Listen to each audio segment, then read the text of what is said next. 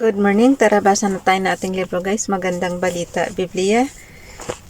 04 December 2024, nandito na tayo sa Aklat ng Gawa, chapter 2, ang pagdating ng Espiritu Santo. Pakisabayan ako ng basa ng pari-pareho tayo dito matuto sa salita ng Diyos at sa history na rin ni Jesus. And mas maganda kasi yung mag-meditation tayo guys sa pagkagising kaagad natin. So, isa ito sa ginagawa natin ang pagbabasa ng Bible. At para ka na rin nakikipag-usap kay Father God. Okay, nandito na tayo sa Gawa chapter 2 verse 1. Nagkakatipon silang lahat sa isang lugar nang sumapit ang araw ng Pentecostes. Verse 2, walang ano-ano'y may ingay na nagmula sa langit na tulad ng ugong ng malakas na hangin at napuno nito ang bahay na kinaroroonan nila. Verse 3, may nakita silang parang mga dilang apoy na dumapo sa bawat isa sa kanila. Verse 4, at silang lahat ay napuspos ng Espiritu Santo at nagsimulang magsalita ng iba't ibang wika ayon sa ipinagkaloob sa kanila ng Espiritu. Verse 5, may mga debotong Hudyo noon sa Jerusalem na nagmula sa bawat bansa sa buong mundo. Verse 6, nang marinig nila ang ugong nagdatingan ang maraming tao, namangha sila sapagkat nagsasalita ang mga alagad sa wika ng mga nakikinig.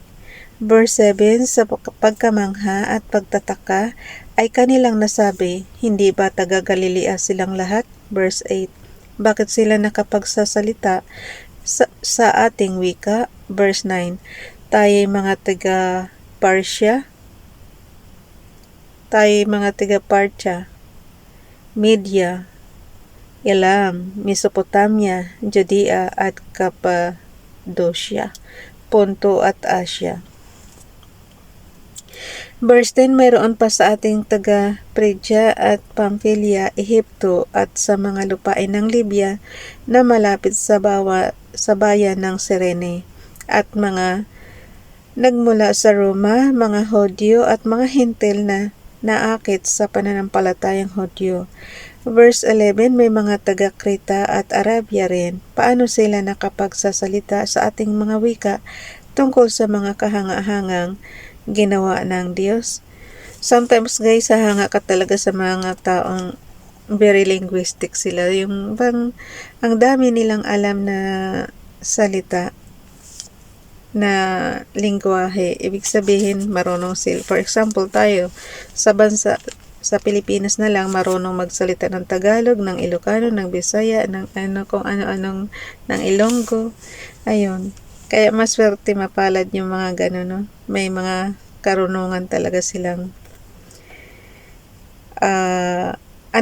skills yan eh. Kumbaga sa may pagkamatalino talaga yung mga ganun. Ako kahit matagal na ako dito sa Hong Kong, di talaga ako marunong masyado mag-Cantonese. Okay, verse 11 guys. May mga taga-Creta at Arabia rin. Paano sila nakapagsasalita sa ating mga wika tungkol sa mga kahanga-hangang ginawa ng Diyos? Verse 12, hindi nila lubusang maunawaan ang nangyari kaya't nagtatanungan sila, ano ang kahulugan nito? Verse 13, ngunit may ilang nagsabi ng pakutya, lasing lang ang mga yan. Ang sermon ni Pedro.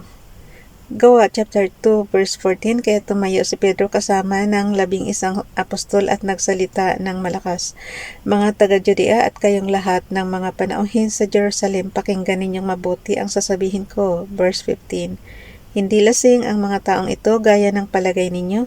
Alas 9 pa lamang ng umaga ngayon. Verse 16, ang nakikita ninyo ay katuparan ng ipinahayag ni Propeta Joel. Verse 17, ito ang gagawin ko sa mga huling araw, sabi ng Diyos, ipagkakaloob ko ang aking espiritu sa lahat ng tao, ipahayag ng inyong mga anak.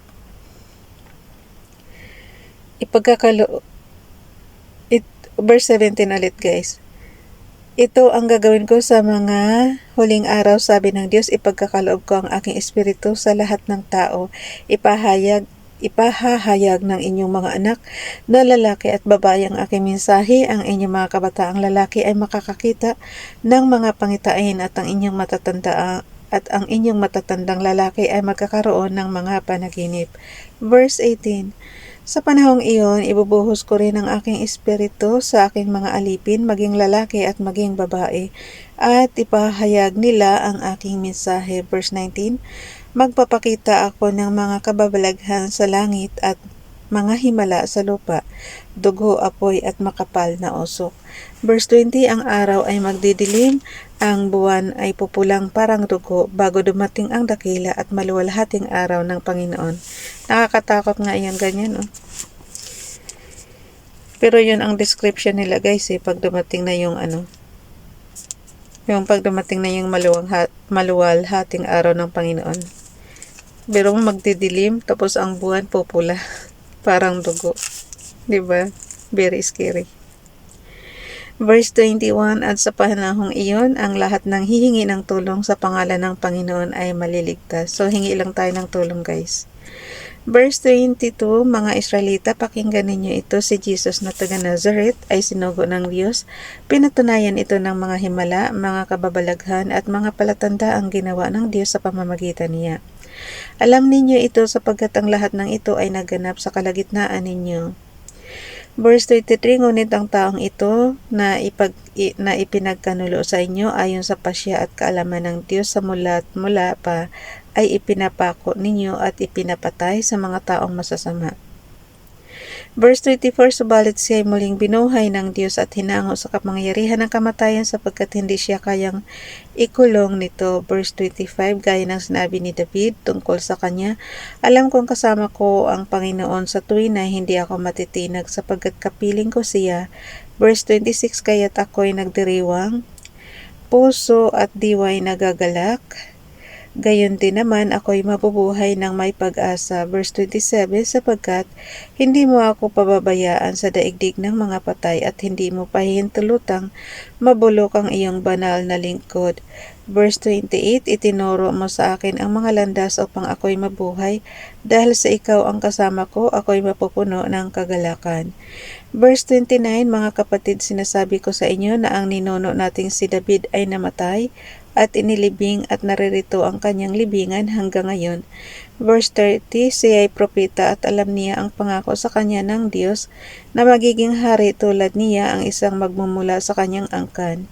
Verse 31, kaya't ang muling pagkabuhay ng Kristo ang nakita at ipinahayag ni David nang kanyang sabihin hindi siya pinabayaan sa daigdig ng mga patay at hindi itinulot na babulok ang kanyang katawan. Gawa chapter 2 verse 32. Si Jesus ay muling binuhay ng Diyos at saksi kaming lahat sa pangyayaring iyon. Verse 33, pinaupo siya sa kanan ng Diyos at tinanggap niya mula sa Ama ang ipinangakong Espiritu Santo. Ito ang kanyang ibinuhos sa amin tulad ng inyong nakikita at naririnig. Verse 34, hindi si David ang umakyat sa langit kundi sinabi lamang niya, sinabi ng Panginoon sa aking Panginoon, maupo ka sa kanan ko. Verse 35, hanggang lubusan kong mapasuko sa iyo ang mga kaaway mo. Verse 36, kaya't dapat malaman ng buong Israel na itong si Jesus na ipinako ninyo sa cross ay siyang ginawa ng Diyos na Panginoon at Kristo. Verse 37, nabagbag ang kanilang kalooban nang marinig ito kaya tinanong nila si Pedro at ang ibang mga apostol, mga kapatid, ano ang dapat naming gawin? Verse 38, sumagot si Pedro, pagsisihan ninyo talikuran ang inyong mga kasalanan at magpabautismo kayo sa pangalan ni Hesukristo upang kayo ipatawarin at ipagkakaloob sa inyo ang Espiritu Santo. Verse 39, sapagkat ang pangako ay para sa inyo at sa inyong mga anak at sa lahat ng nasa malayo sa bawat taong tatawagin ng ating Panginoong Diyos. Verse 40, marami pang inilahad si Pedro upang patunayan ang kanyang sinabi at nanawagan siya sa kanila, iligtas ninyo ang inyong mga sarili mula sa parusang sasapitin ng masamang lahing ito. Gawa chapter 2 verse 41, kaya't ang mga tumanggap sa sinabi niya ay nagpabautismo at nadagdagan ang mga alagad ng may 3,000 katao ng araw na iyon. Verse 42, nanatili sila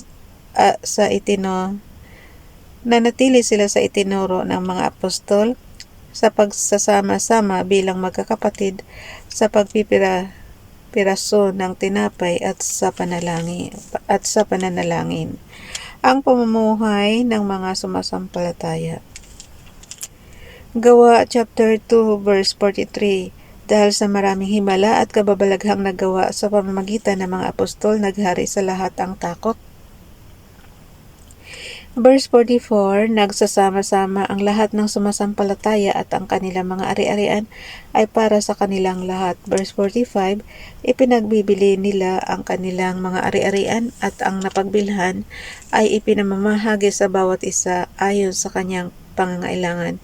Verse 46, araw-araw sila'y nagkakatipon sa templo, masayang nagpipira-piraso ng tinapay sa kanilang mga tahanan at may malinis na kalooban.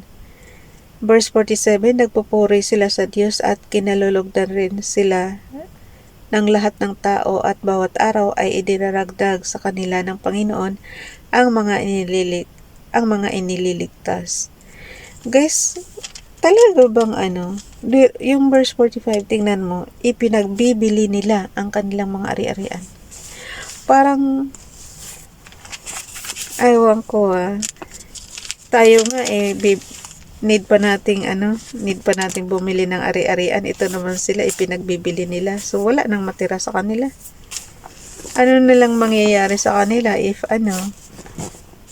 for example guys, kung buhay pa sila ngayon sa panahon na to, ano ang ikinabubuhay nila kung pinagbili na nila yung ari-arian nila, diba?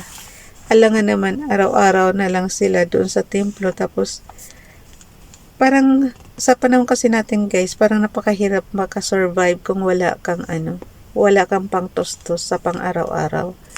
So, siguro depende ito, napakayaman na siguro nila kaya ipinagbibili nila ang mga ari-arian nila. Kaya lang hindi naman sinabi kung lahat ba ng ari-arian nila talaga bang ipinagbili, wala nang matira sa kanila. Nagtatanong lang tayo kasi sa generation natin na ngayon guys, para makasurvive ka, need mo talaga ng suporta ng kung anong ari-arian meron ka, 'di ba? Need mo yung ganun sa generation natin ngayon. Sa mahal ng bilihin, hindi ka makakasurvive kung wala ka niyan. Kung wala kang ari-arian. Okay, bukas na itong chapter 3, pinagaling ang isang lumpo. So mga na ito guys. Yung mga mga apostol na ang gumawa nila. Kasi sabi nga 'di ba, pag may faith ka, gagaling ka talaga. Tsaka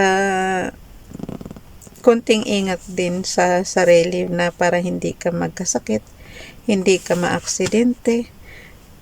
Katulad niya mga minors na accident, di mo maiwasan, mapasok ka. Ako nga napasok, parang wala sa sarili. Ang laki-laki kaya.